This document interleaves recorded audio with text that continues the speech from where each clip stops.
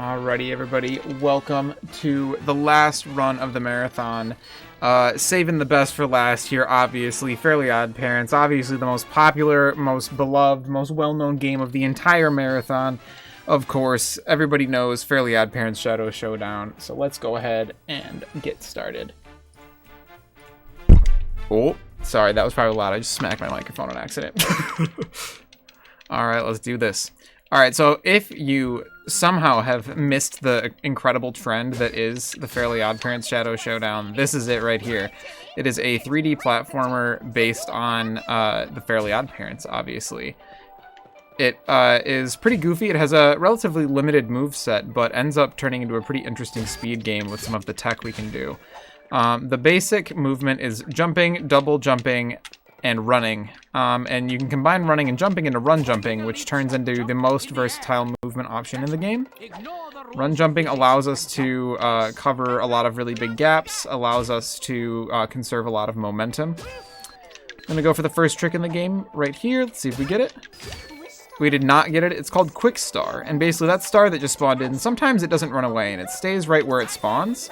And that allows you to get this box pushed all the way before the cutscene starts, which saves a couple seconds. We don't really know why it happens. We've tried to figure it out a number of times. We have some things that we do that seem to increase the likelihood of it happening, but it's not really an exact science at the moment. We also have ground pounds, as you saw there with me hitting those buttons. You notice I'm collecting these stars. When we collect 3 stars in a level, it gives us an item or a wish. And these wishes are different in every level and do not carry over between levels. This one, which is luckily the one that we use for the least amount of time, is easily the least favorite amongst most runners, which is the slingshot. It's just very inaccurate, and often will just not fire.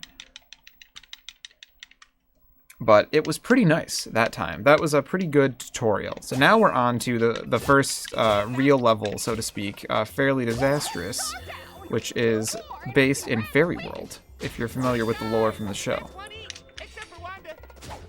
So again, we got to get some stars to get some items, and you'll notice that there's in the HUD there's like 3 sets of stars, and in every level except for tutorial, there's 3 different items you can get. Ideally, we don't have to get all of them, and in this level, we actually only have to get this one.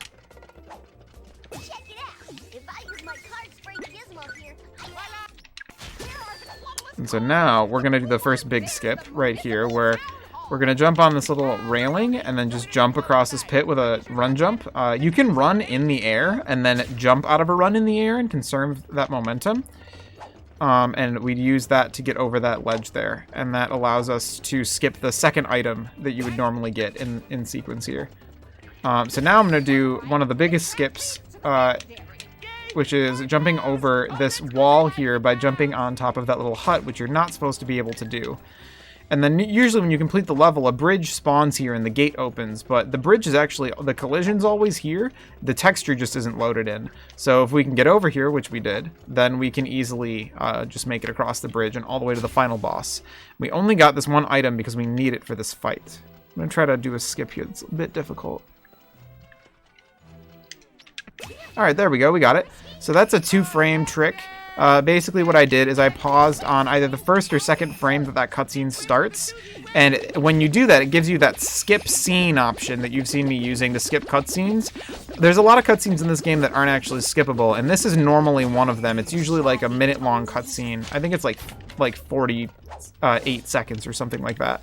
And if you hit start and skip scene on the first one of 2 frames, then you can basically exit the cutscene, as you saw me kind of just pop out of midair, and then you will, if you run backwards towards the door, you can then spawn in Quince's health bar, and when you spawn in the health bar, it allows you to then damage him, and it also interrupts the rest of the cutscene, so that none of the cutscene plays after that point.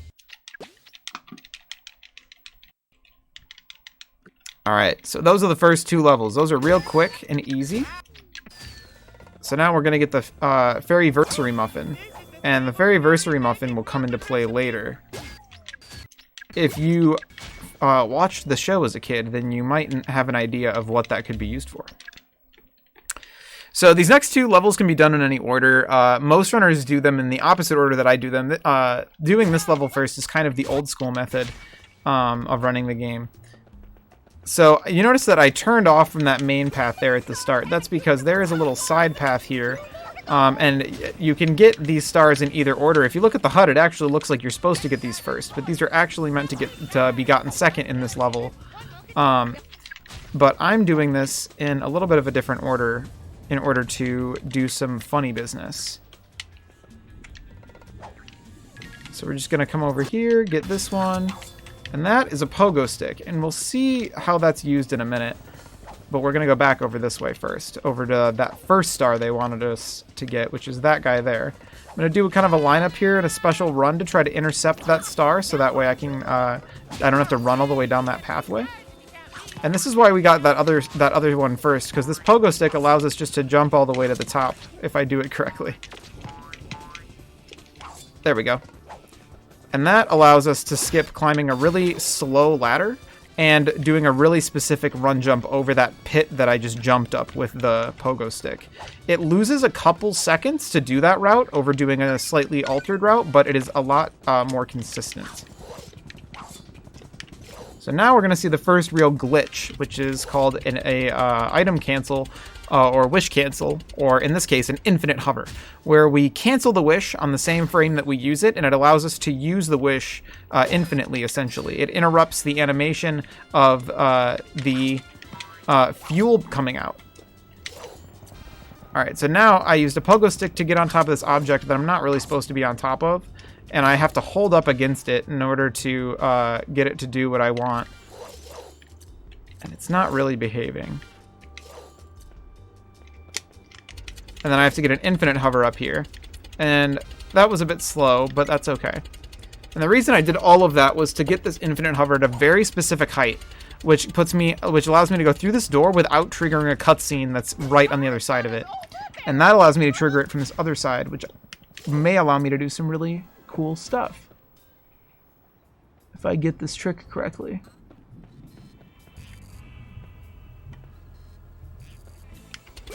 Alright, I got it first try. You can't retry this if you miss it.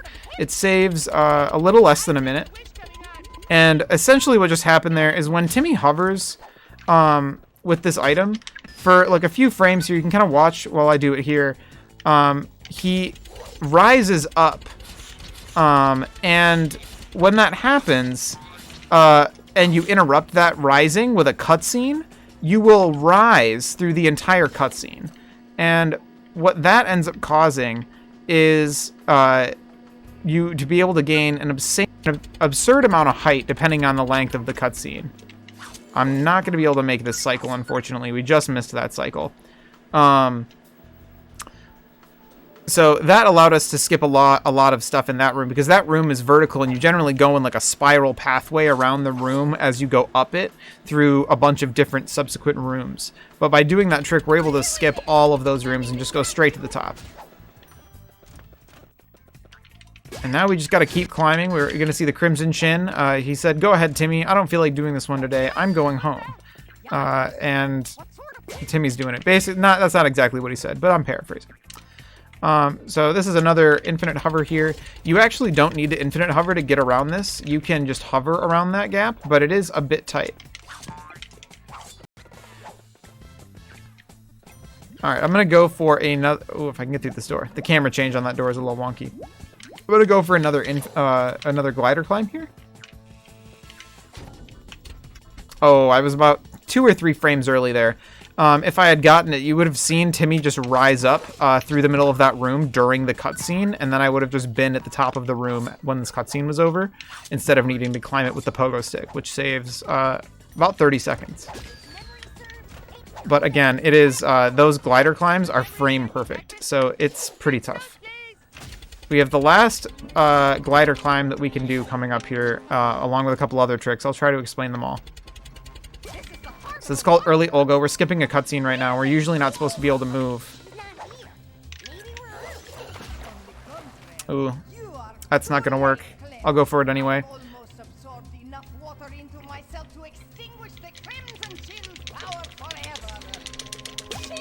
Alright, so I didn't get the trick anyway, but essentially, if you stand where I'm standing, but you face the other direction, which you can only do during using early Ogo to walk during the first phase of the cutscene, you can do a glider climb on one of these cutscenes, but the thing is, you have to do it, these cutscenes spawn in batches, and you have to do it on the second one, and not the first one, because if you do it on the first one, you'll just fall during the second cutscene, instead of being able to use your glider. I'm going to do some kind of tight platforming here to jump around some stuff. And now I'm going to try to go up. So I'm doing some kind of out-of-bounds platforming here in order to climb, to kind of sequence break this boss fight. Usually they want you to climb around in this big circle in order to get all the way over to these buttons, which you then press in order, and you go and you hit this one that I'm about to hit last. But what I just did is, instead of going all the way around multiple times, I was able to just climb all the way to the top and hit the button. And now I can jump all the way back down and hit all the rest of the buttons. Which might seem like it would take longer, but running all like circles around this is really tough because we can't go vertical after we press the buttons because those tanks that I was jumping off of disappear. And you'll notice that there's like holes and stuff in the terrain now. All of those holes were there while I was jumping around. And I just had to know where all of them were. You have to have it memorized because the collision is always the way it is, in the same way that that one bridge was invisible when I went over it. Where you see holes in the collision, there's always holes there even before the pieces break away in the cutscenes.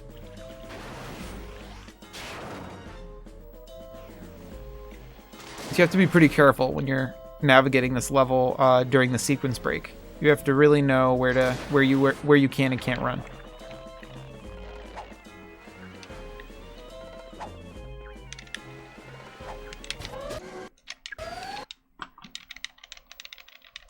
Okie dokie.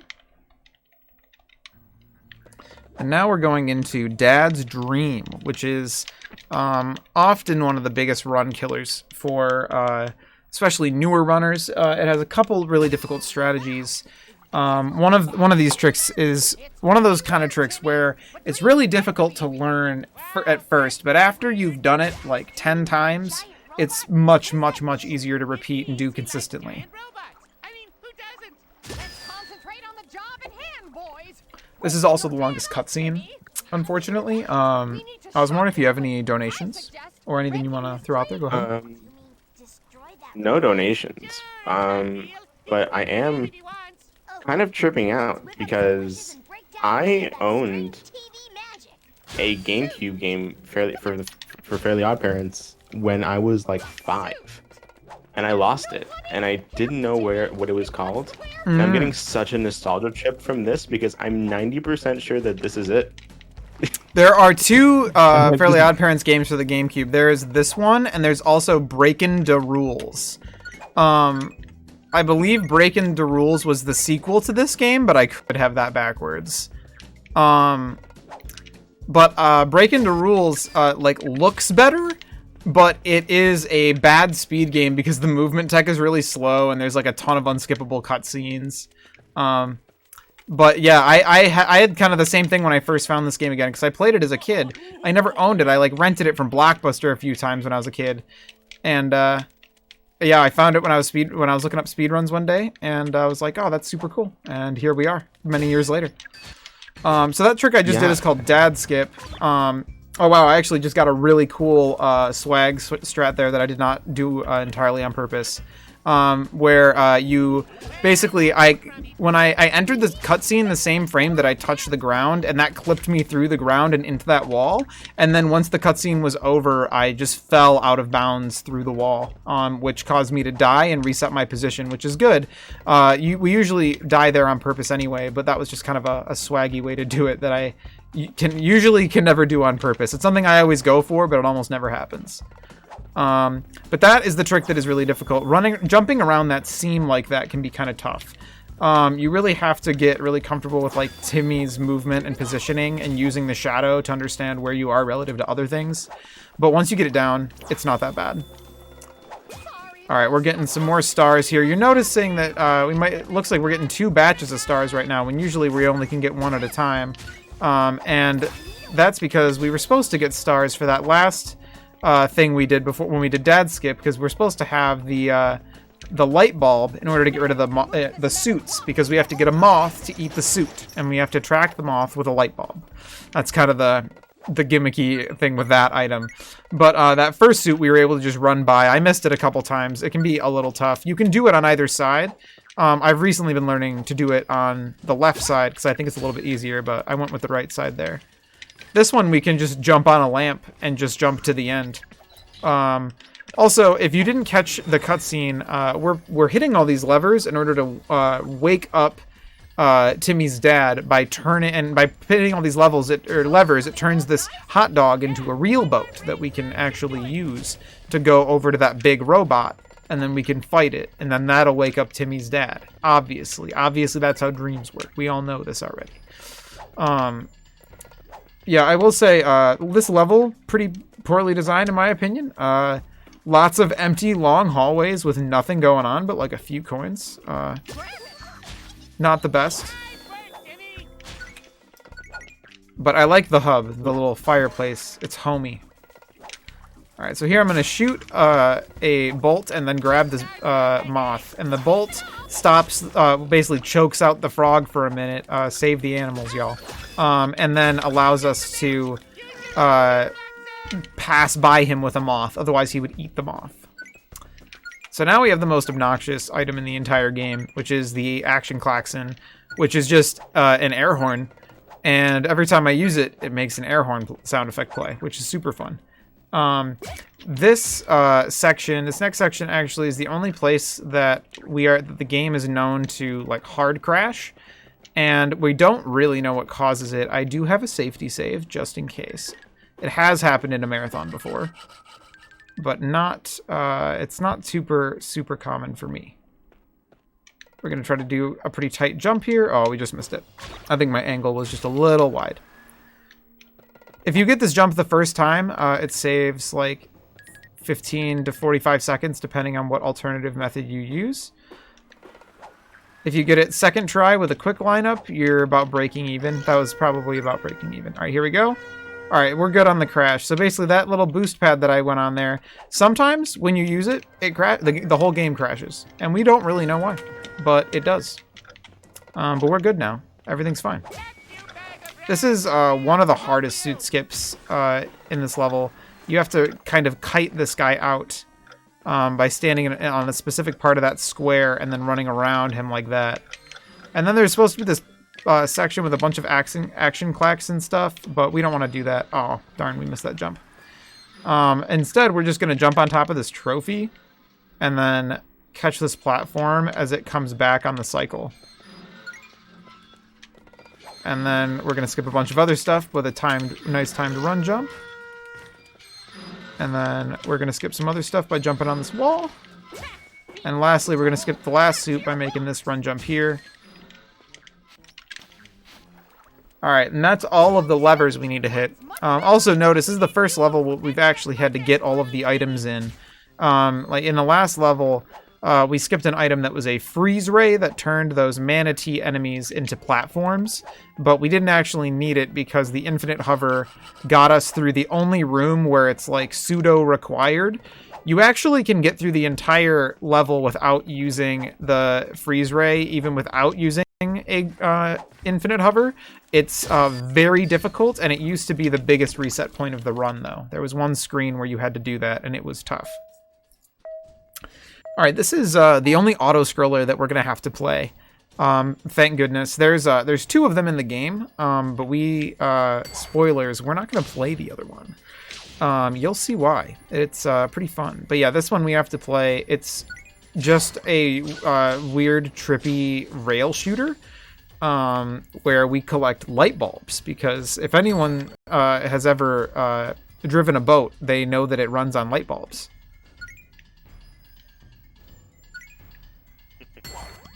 There's a lot of stuff in here we can clip through as well. Oh, that clip didn't work. Usually you can clip through that weird pocket knife thing.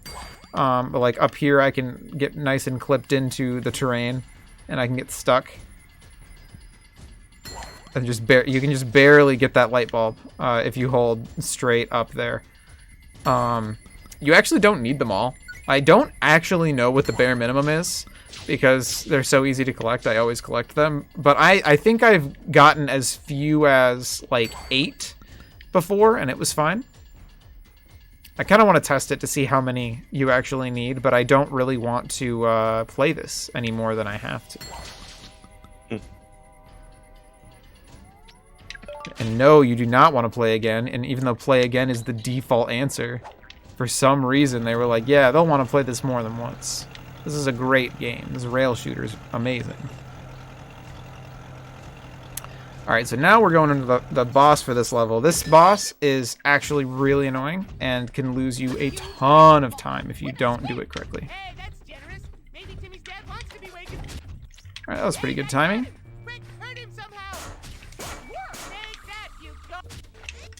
Alright, you'll notice I was able to grab a bolt there from that bucket before the cutscene started, and I was able to take it with me on this next wave. Those buckets of bolts are just the ammo. You want to try to get, you want to try to have full ammo before you press this button. Also, you might notice that I am delaying my inputs there a little bit on skipping that cutscene. Oops. Ooh, let me up.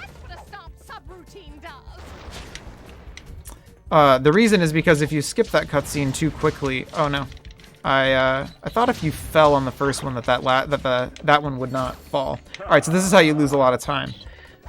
Is if you die here. I probably shouldn't have come in here with 2 health. I probably should have reset my health before coming in here.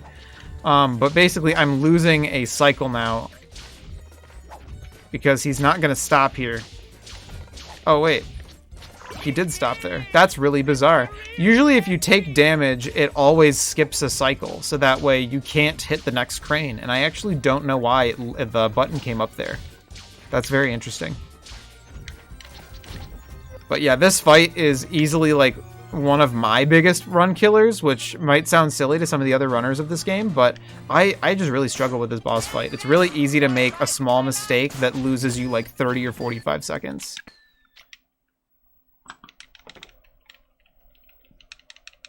That was actually not. I actually, if I had not had that happen, I would have come out ahead there, and that probably would have been a gold if I hadn't have had that issue with the boss. It's unfortunate, but that's all right. Good to know I got time to save there. All right, so this is a fun level. This used to be an incredibly boring level, and now it is maybe my favorite level in the run. Or one of my favorite levels, at least. It's one of the most broken. It used to be one of the least broken levels, where we basically just played it, like, most of the way through. We had a couple skips that allowed us to skip some items, but it wasn't anything that looked too crazy or even was insanely hard. This was kind of like the level where you get a break. It's not really that level anymore. We found a trick, it's kind of a combination of tricks that save a bit of time. So here, if I walk against the wall and then flip around, my momentum is like conserved because Timmy accelerates pretty slowly, and so I can build up momentum against the wall and then turn around to get like a quick jump off that box. I messed it up the first time though. And then we can come over here. Oops. Ooh. These stars can be if they get away from you at like. Like if they get away from you after your initial approach, they can be a little tough to catch. They have a little their AI is like a little tricky. Once you get the hang of it, though, it's not too bad. Ooh, that was a little risky there. Almost fell. Take this jump a little safer. If you miss that jump that I just made to get on this glass box, you have to wait for this timer and then redo all of it because you don't have enough time to get back to that button.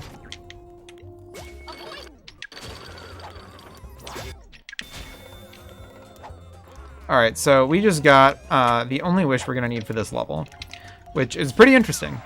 It allows us to flip the room upside down, and this is what I remembered from being a kid, actually, was I actually had nightmares about this when I was a kid, being stuck in a mansion where the rooms were flipping upside down after playing this game. But this is going to allow us to do a really interesting trick that I'm about to show off right here. So I'm going to fall here, I'm going to hold up, And as I'm falling, I'm going to enter a cutscene trigger. And now you're asking, where are we? And the answer is we are on the outside of the level. Basically, we are on the outside texture instead of on the inside. And we did that because cutscenes in this game... There it is. Cutscenes in this game will often, not all of them, but some of them, like that last one didn't do it, but they will place you in a specific position for the cutscene to play through. A cool little trick here where I'm going to delay this in order to get some extra distance. And basically when I flipped the room and then entered that cutscene trigger expected the room to be in a specific orientation, but it wasn't. It was the other way. And so when it placed me at a specific location, it placed me out of bounds. All right, I'm going to do another delayed item use here in order to get up on top of this. Oh, that didn't quite work. So basically what I'm doing here when you see that I'm kind of like falling and then the room and then it flips, I'm letting Timmy like fall off the ledge and then I instigate using the item. Oh, weird. I don't know why that's not working. Hold on a moment. This can be a little tricky. Okay, that should be perfect. There we go. All right, and then I'm going to come over here, do a couple double jumps. The camera gets really wonky when you come over here, and then I gotta walk around this corner, and then we're gonna look up, and we'll see that there's a big room up there. And what that is the final boss room, which is in a it's completely separate from the main map. And usually you have to get there with a warp point, but we can actually get there by spawning in the boss room, and then using the flip item in order to get onto the boss room. And then the cutscene trigger for this cutscene extends out of bounds just a little bit. And so if I jump and I'm like hugging the wall as I fall, I'll trigger the cutscene. And like I said, how cutscenes will place Timmy at a specific location. This cutscene is one of them. And so it places me back in bounds. And the reason that this was known about for a really long time, but it wasn't useful because we didn't have a way to get back in bounds. And I spent a lot of time researching this glitch and wanting to make it work. I wasn't even sure if it was faster. I just wanted it to work. And I figured out how to get back in bounds. And then we figured out that it was actually about, with completely optimal movement, probably about 2 seconds slower than the old route. But the thing with the old route is like I said, it's not super interesting, for one. But two, it's very execution heavy where your platforming has to be really good for you to actually save time over this route. Because the out of bounds route is overall pretty simple. You're mostly just running across flat surfaces and things. You're not like platforming around like weird shaped objects and jumping off of weird things like you would be normally. And so unless you have an absolutely perfect inbounds movement, which really there's only like one runner that does. Oh wow, I can't believe that didn't work. This boss can be kind of finicky. If the front of their shadow is in the box, but the back isn't, the hit won't take. But if the back is barely on the box, it always works. Like right there. But so the out of bounds route generally is faster for most people, including myself. It's generally just going to be faster on average. For a task, though, it would not be faster. Task would use the other strat, the inbound strat. Wow, I can't believe that one didn't work either. I'm having bad luck with this boss right now. This one can be kind of finicky with the way its positioning works. Its hitbox isn't really where the shadow is, which makes it a little bit confusing. There we go.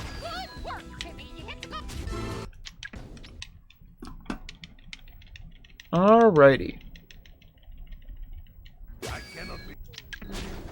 So now we are going to a pretty fun level. This one is very broken. It has a pretty interesting trick that allows us to skip most of the level.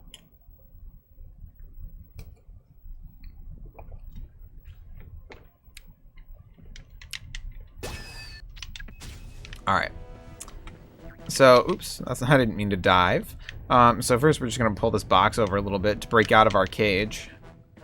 But instead of just jumping clean out of the cage, we actually want to jump over here.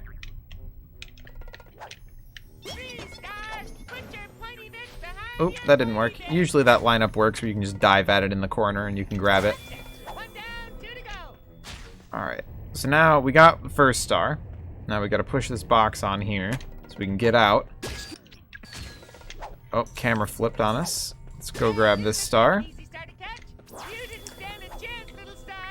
And now we need to get the last star, the last yellow star, so we can really open up this level. Alright, so this item kind of sucks. It is a banana launcher, which launches bananas, which then, like, attract monkeys to them. And that allows them to stand on switches that are, like, momentary, where something has to be triggering the switch for a door to be open. I'm gonna do a quick little shortcut over this first button over here that we need to get to. By jumping on that tree, it saves, like, maybe 10 seconds. Trigger that cutscene now to get it out of the way. Run around this guy, make sure he doesn't catch us. If they catch us, they'll send me back over towards the beginning. Oops. Break this guy out. Flip the camera around. Sometimes the camera will just, like, flip around after cutscenes for some reason. It's kind of goofy. Alright, you gotta be careful with letting that guy out as well. It's really easy for him to get caught by the door, because the door closes nearly immediately once you step off that switch. You also can't launch the bananas too far. You might notice I'm doing, like, kind of short steps here, and that's because if you launch the bananas too far, the monkey won't see them, which is really annoying. And I generally know how much to shoot the banana launcher based on the number of beeps or based on a visual indicator of the meter itself. Alright, so now we need to get the green wishes. We don't really care about the purple ones. Oh, this is our only instance of a wall jump right here. It looks like a wall jump, but we're actually just jumping off a very tiny ledge. But the animation totally looks like a wall jump. It's actually a little tight as well. You got to get the jump pretty quick.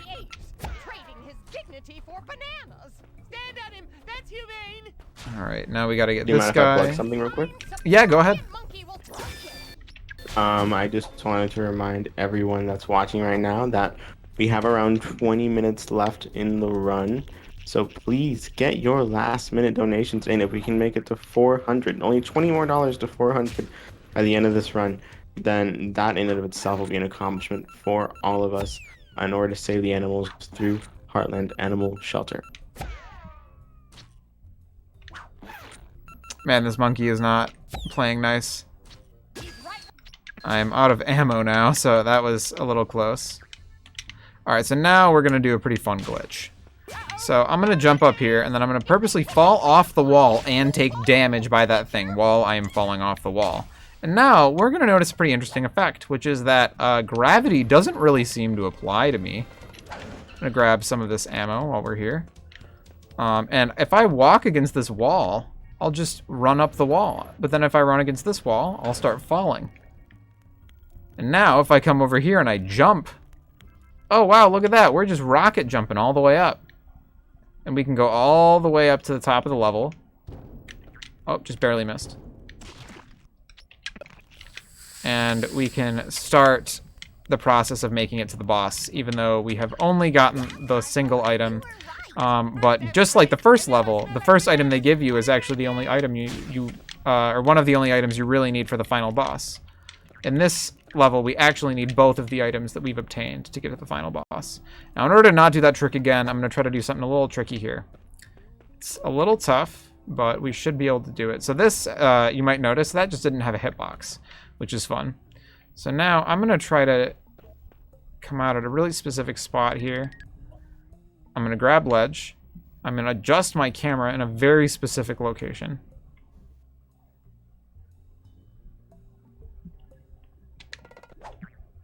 And then I'm going to jump over there and get that wall jump. Or that wall grab. That is a very tight run jump. If you don't have the angle exactly right, you fall all the way back down, and then you have to wait. Or it loses, I think, about 35 seconds, because you have to go all the way back down and then get the glitch state again, because as soon as you ground pound, that glitched anti-grav state goes away. And so I wanted to make sure that I did not fall down there, because that saves a good amount of time. And you'll notice that like I'm going into the what appeared to be the cutscene trigger, but the trigger for this boss to load into the zone is actually to get on that banana boat, which you have to spawn by hitting those bananas that I hit. So essentially, you know, the whole point of this level was just to get the items we needed in order to trigger that rocket jump glitch, which could get us to the top of the level where we could spawn the boss room trigger. Would you help me, please? I've been captured by this ape. He forced me to pick lice from his fur and eat them. You furry. I remember the episode that this entire level was based off of. Yep. It was like really weird to watch. Yep, I remember it as well. I think it was, wasn't it like a special? It was a special, you're right. Yeah, I remember that as well. Alright, so this guy's got some cool tricks if I can do them, but they're pretty hard. So first thing we gotta do is we gotta shoot him with our banana gun. And then we're gonna come up here and I'm gonna try to do some silly stuff. So first I'm gonna ground pound on him. And then I'm gonna switch to my banana launcher, and then he's gonna try to launch me away, and I'm gonna try to ground pound immediately. Aw, darn, we just barely missed it. If you ground pound immediately, you can stay on top of the platform and get another, like, really quick hit on him. I need to actually get more ammo here. So I'm gonna try to do it again here to see if we can pull that off. It'd be really cool to get to show that off. So now you bounce on apes for fun. You can't climb up unless the ape king is knocked out. What mission Oh, close. That was really close. You kind of slide away after you get back on, so you have to get a shot out basically immediately in order to avoid going through another phase. It's a pretty quick boss fight anyway, but it's insanely fast if you get all those tricks. If you get 2 of those in a row, it's crazy fast.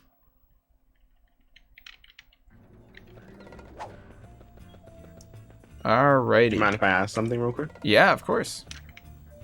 Now I do see here on Sphero.com that this game was released on the GameCube and the PlayStation 2, and that's on one leaderboard.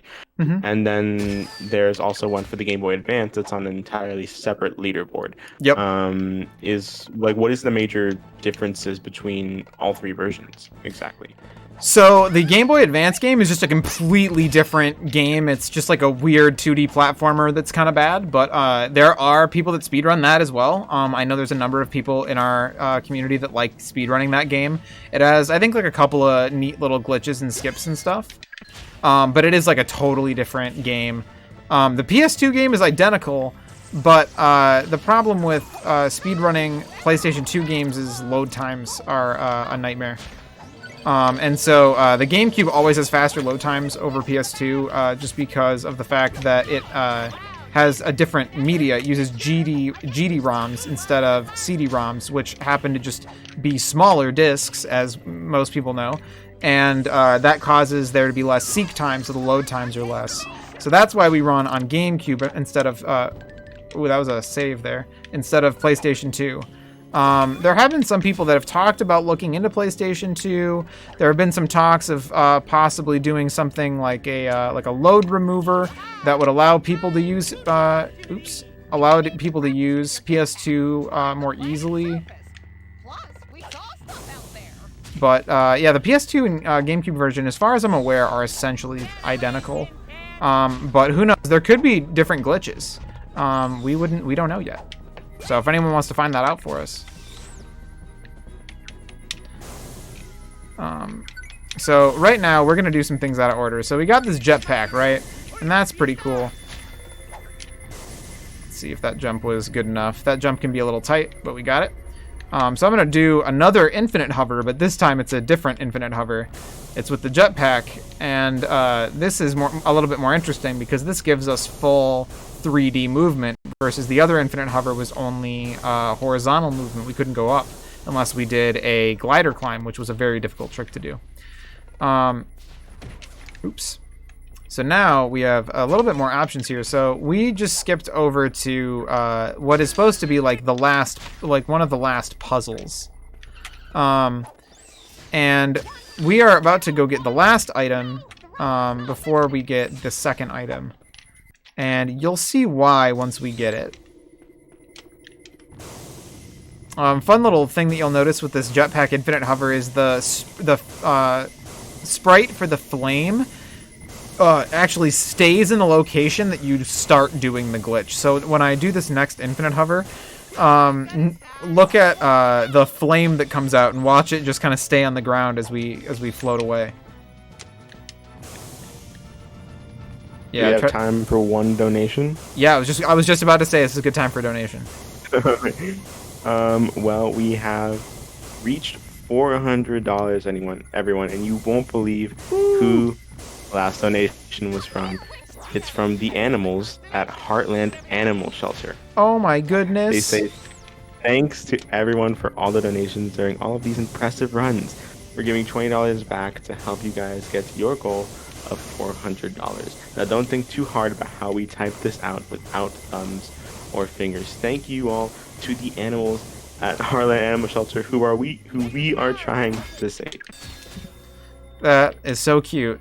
I have no idea who gave those animals phones, but I'm glad that they did.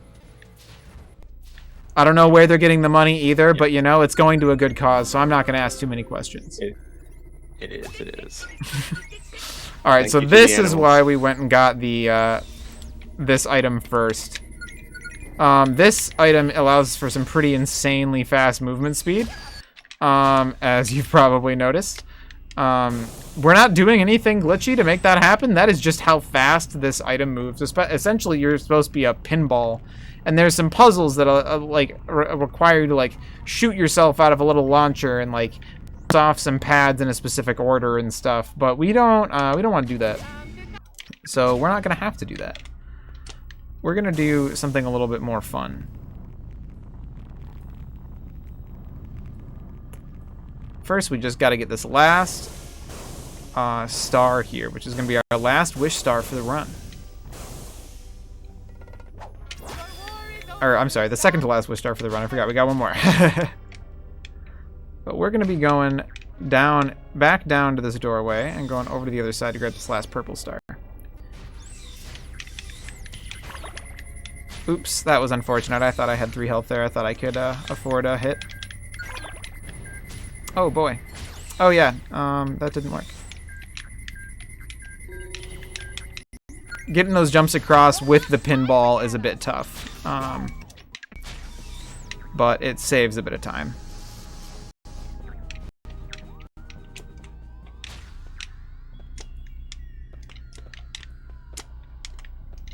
Alright, trying to get one last infinite hover here. There we go. What I usually try to do is I try to jump up on that bank a little bit and do it, and do the infinite hover to try to save some time. You can see the sprite I was talking about lingering down there. But if you can get up onto that curb a little bit and then do it, it saves just like a couple seconds. Because you're starting a little bit higher up. Alright, last wish star of the run. And we'll show you what that power-up does in a minute. But we got places to get to first. Alright. So you might be thinking like, alright, we got all our power-ups. Let's just go back to that area and go back and see the final boss, right?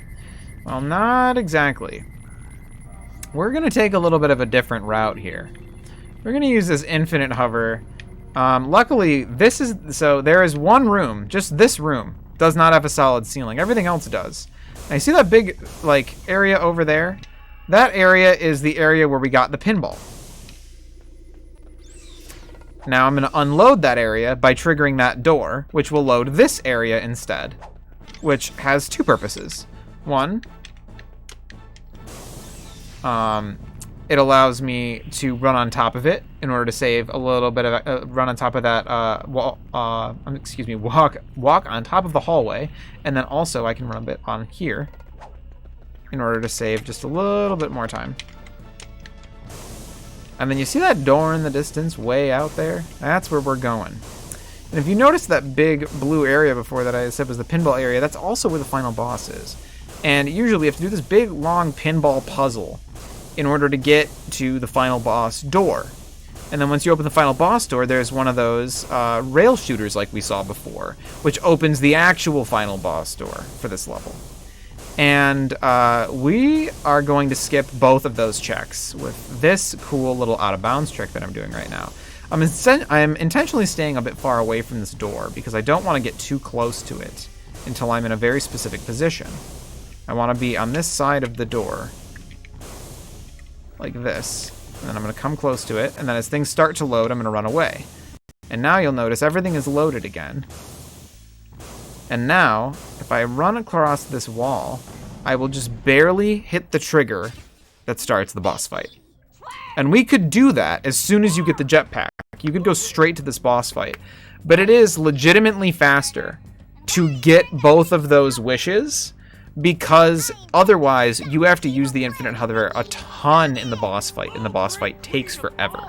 So it's actually faster to go run around, to grab those other power-ups, and come back. And we do need the pinball power-up as well. We actually can't come here directly after getting the jetpack. You need the pinball power-up in order to damage the boss. So the purple star power-up that we got saves a little bit of time here, because that's what enables us to not have to use our infinite hover. The gamma suit basically makes these platforms in specific places to allow Timmy to run over gaps. And basically those rooms before where we were just infinite hovering over really long gaps, this is how they wanted us to get over it, as it was basically like a maze that we had to walk over. But in the final boss fight, it's just this grid, but this grid will change as the boss fight goes on. And that's why we need the pinballs for that shot right there. That's how you damage the boss, is by getting in that cannon. The lasers! I cannot control them! Alrighty. This is a good time for another donation, or anything else you want to say. There's no final donations unless anyone in chat wants to get any very, very last donations, and any amount of money is appreciated. Yeah, if you got However, I any did pennies in wanna your ask- pocket, donate them. Yeah. I did want to ask one interesting question about this speedrun, though. Can you give us like a brief history on the speedrun, kind of like the community behind it throughout the years? Yeah, sure. I can do a little bit of that. This boss fight's pretty boring, so that's a good thing to bring up. Sure. There was the original people who started running this game, kind of like the old school crew, was the current world record holder actually is a part of that group, which is Kurovi, who still has held the world record for the entirety of this game's existence on speedrun.com. And I have essentially made it my mission to break that and get the world record. And I am incredibly close to getting world record at any percent and all levels. I basically just need to grind it out a little bit more.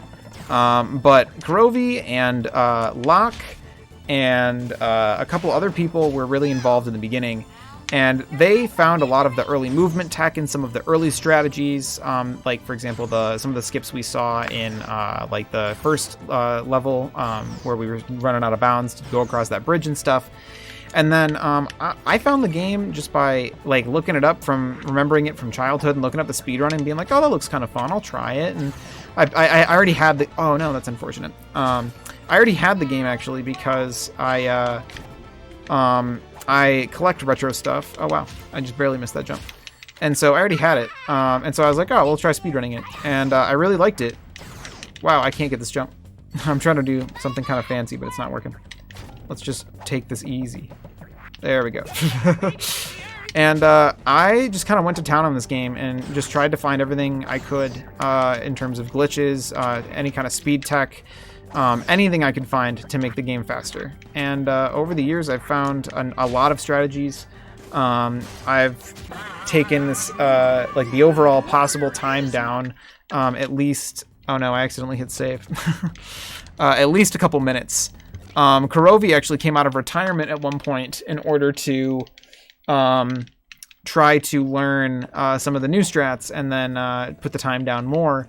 And then I just keep looking for stuff, and I keep finding more, and my whole goal is just to try to lower the time as much as possible and eventually get that world record for myself. I've been working a long time on it. Now we got a lot of cool new people in the community as well. We got Alexis DR, who is one of the main organizers of this marathon, is actually a big community member for this game.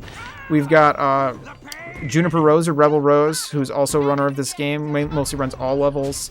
And Rebel Rose and Alexis are both a big part of that route that we saw in Vicky, where we got to go out of bounds and do all that nonsense. That was a collaboration of Rebel Rose and Alexis. Rebel Rose did all of the timing and different route ideas, and Alexis had found the glitch that allowed us to skip the auto-scroller. We're actually about coming up on time here, but that's a good summary of community members. I'm definitely missing some people, but there's a good little summary for you. Come hang out with us in Discord. And time. All right, that's Fairly Odd Parents Shadow Showdown. I believe that was actually a PB for me. I have not grinded out my record or my PB for this game yet. Or for this category yet. I've mostly been theory crafting for it, but I think that was actually a PB. I almost PB'd by like 4 minutes, but I lost a bunch of time. But yeah, thank you. Yeah, it's a super fun game. It's a very beginner-friendly speedrun. Most of the tricks that you saw are optional, and you can learn them as you go and as you want to learn them. So if you're somebody who's not really sure about getting into speedrunning, this is a great game to try. It's super easy to get into, but very hard to master, which makes it really fun, I think. We've got a Discord. Feel free to come hang out with us on Discord. We've got 2 different Discords, actually. We've got one for the Fairly Odd Parents series of games, because there's a bunch of them, and one for this game in particular. We're all in both of those, so come check us out there. And then we've also, I recently, just last week, released a 3-hour tutorial video for any % all levels that covers every strat from beginner to advanced for the entire game, as well as some task-only strats that were discussed, but mainly not showed off. So if you're interested, go check that out. Come hang out with us in Discord. Thank you so much to Horrible Games for having another wonderful marathon. This was super fun. Super glad that we got to end it with a PB. That was fun. Raised a bunch of money for the aminals, you know. Beautiful fur babies. They need all the love. And I think we're doing a good job giving as much as we can. So thank you to everybody who donated. Thank you to everybody who ran today. Thank you to all the beautiful staff members we've had to make everything go smoothly and just run well. And so thanks to everybody for all of this. And thank you to you, the viewers, back at home.